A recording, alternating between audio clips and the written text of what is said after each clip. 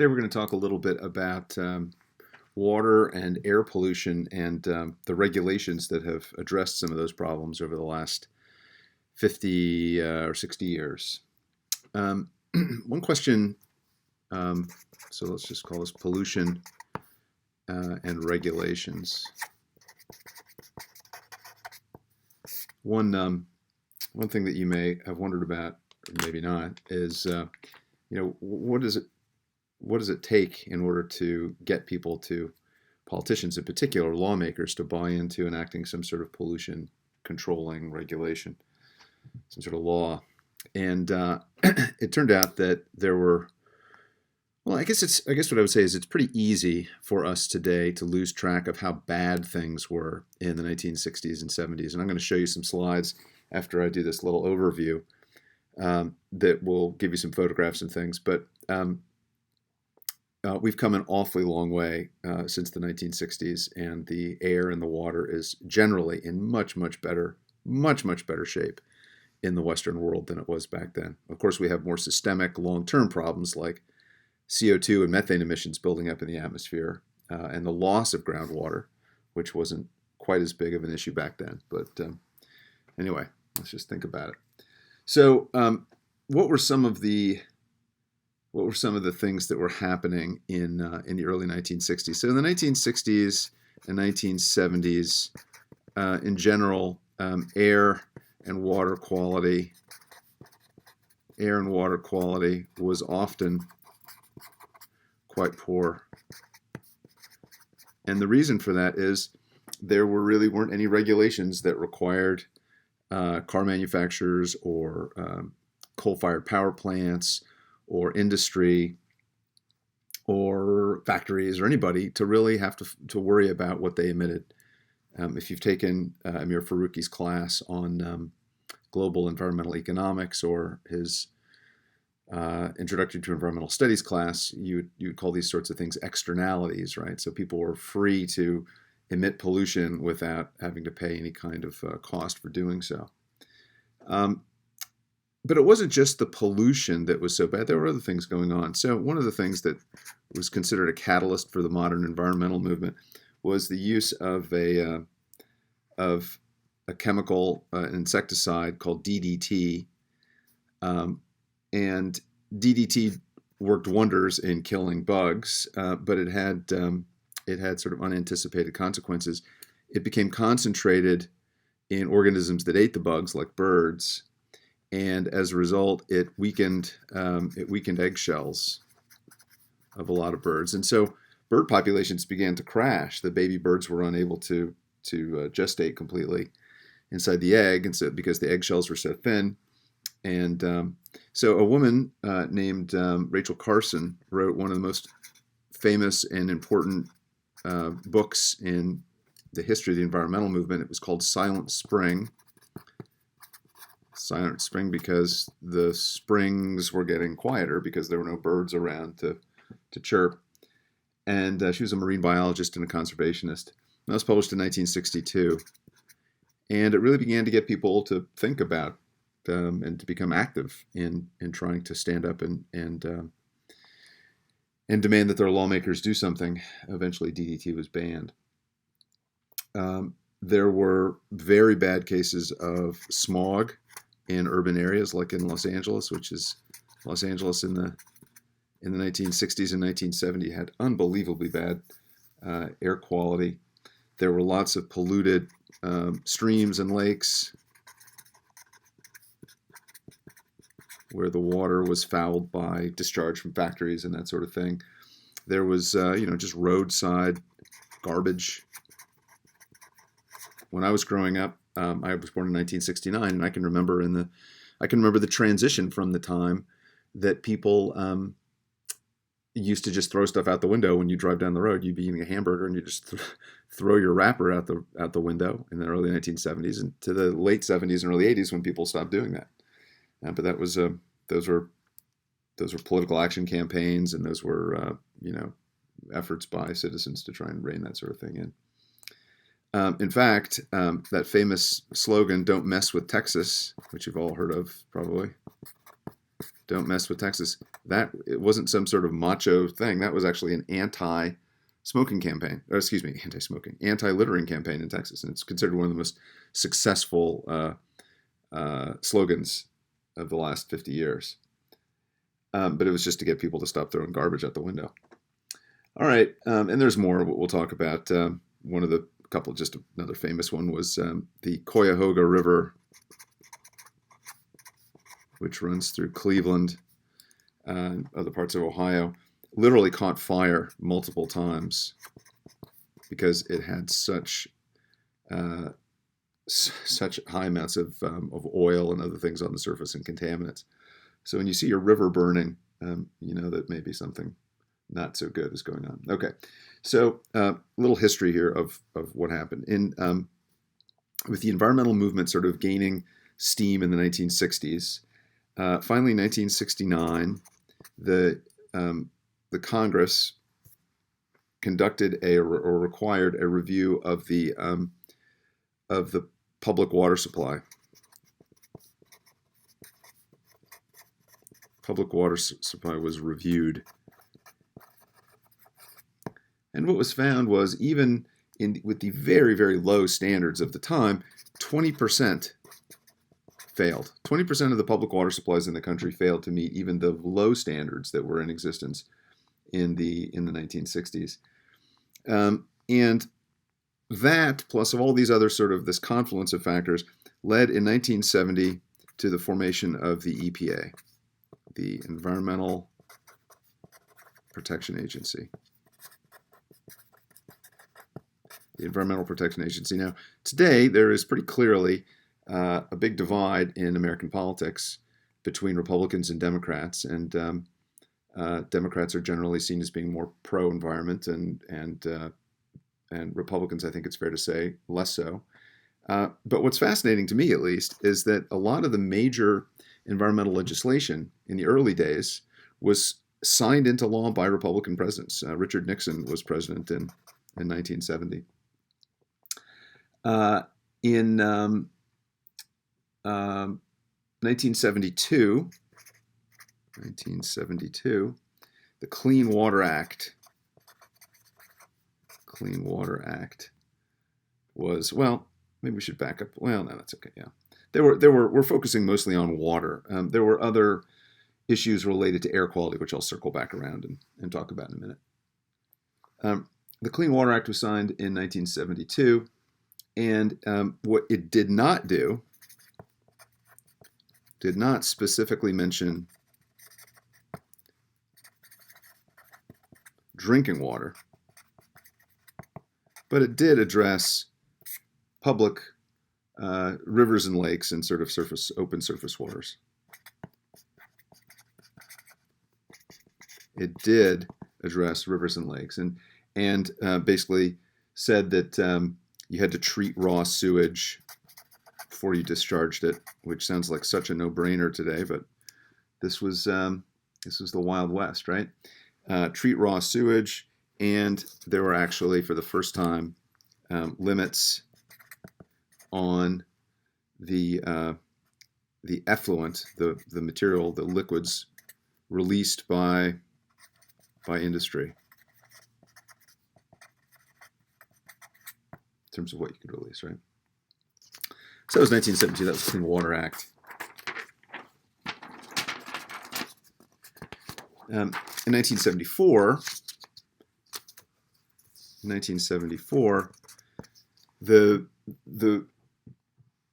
it was quite clear that there was a failure in the Clean Water Act to not address drinking water, and so the Safe Drinking Water Act was passed. Safe Drinking Water Act, which set some things that's very important here. MCLs. It established MCLs, which are maximum contaminant levels. In other words, how much of a given contaminant is allowable by law in drinking water? How many parts per million of arsenic or so forth. it also created what are called RMCLs, which are recommended maximum contaminant levels, which are not required but are suggested. The problem with the Safe Drinking Water Act, however, was there was no federal money to support it. There was no federal money to support it, and therefore, essentially, it's what's called an unfunded mandate. That's sort of the unfunded mandate. That's sort of the term you give when a law is passed that says a municipality or an industry must do X, but doesn't provide either a carrot or a stick, really, in order to do anything about it. So,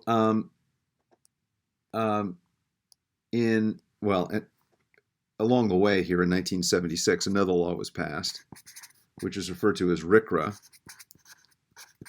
And RCRA stands for the Resources Conservation and Recovery Act, RCRA. And you can think of it sort of as cradle-to-grave monitoring of possible pollutants.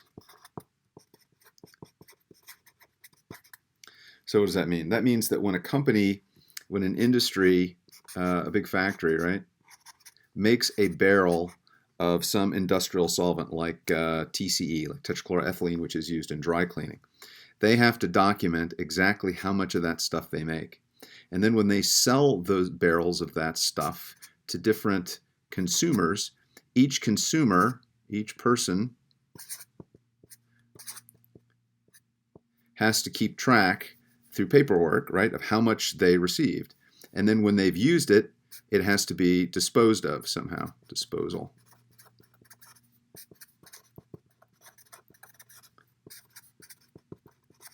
Or if they sell it to somebody else, it's going to be kept track of. So the idea here is that from the moment some sort of potential contaminant is produced until it's disposed of, we need to keep records along the way. And what you expect to see is that the total sum that is disposed of has got to be equal to the amount that was produced. And if it's not, somebody in the middle is going to be liable for it, right? So this is a way to stop what's often referred to as midnight dumping.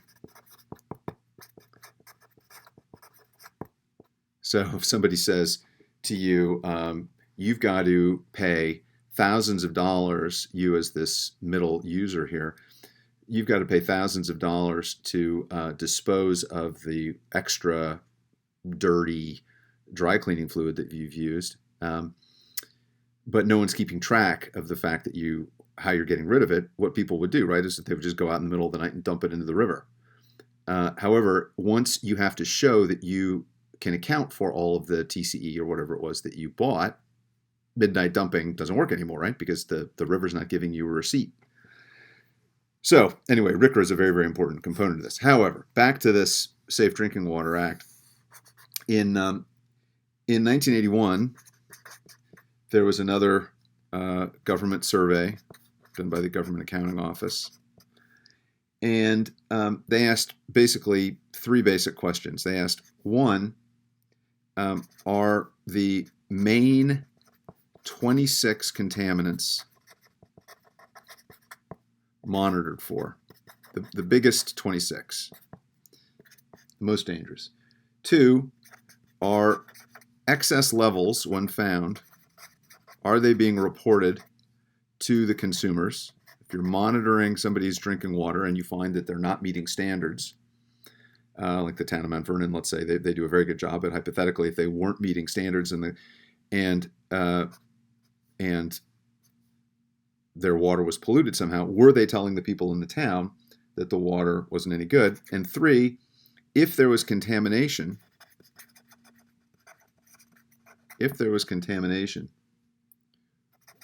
was it being treated? Was it being addressed? And these are the questions that were being answered after this Safe Drinking Water Act, this unfunded mandate, was put into place. And as you can imagine, the answer was largely no. They weren't doing a good job of monitoring. they weren't doing a good job of reporting information to consumers, and they weren't doing a good job of addressing contamination. So in 1986, there was an amendments to the Safe Drinking Water Act. Again, this is under another Republican president. This is Reagan. And they gave money to test, and they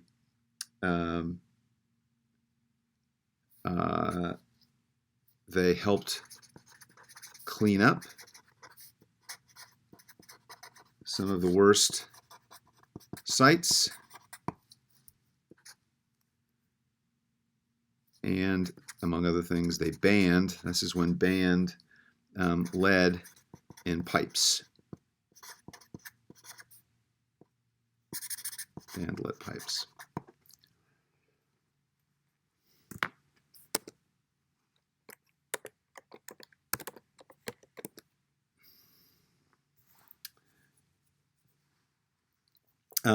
And after that, things began to get a lot better pretty quickly. Now, on the air pollution side, things were happening a little bit earlier. The air pollution side, we had, in 1955, we had the Air Pollution Control Act. This was the first federal law to address air pollution. Although mostly what it did was it funded research into the origins of air pollution. In 1963, there was the Clean Air Act of 1963. Clean Air Act of 1963. And this was the first federal law to control or attempt to control air pollution. In 1970, we had the Clean Air Act of 1970, which actually, for the first time, limited the emissions, set standards for the maximum amount of pollution that can be emitted from stationary sources like industry and mobile sources like cars. And it was this Clean Air Act of 1970 that has gone a long way here. It's done a lot. In the year 2007, there was a Supreme Court case, Massachusetts, state of Massachusetts v. EPA. This is under the then President George W. Bush. And basically the state of Massachusetts was suing the federal government, saying, you have got to tackle CO2. You've got to tackle greenhouse gases because they are damaging our state, and you have an obligation under the Clean Air Act to deal with pollution from stationary and mobile sources. And the EPA was saying, well, CO2 is not technically a pollutant. It wasn't listed as one of the pollutants originally, and so forth. And in a 5-4 decision, the Supreme Court favored Massachusetts. So as of today, the United States Environmental Protection Agency has the right to regulate CO2 emissions under the Clean Air Act. This was something that Obama set in motion in the end of his spent years setting this up. And when Trump came in, he overturned it. So we're sort of in limbo there right now. Okay. All right. So we'll stop there for now.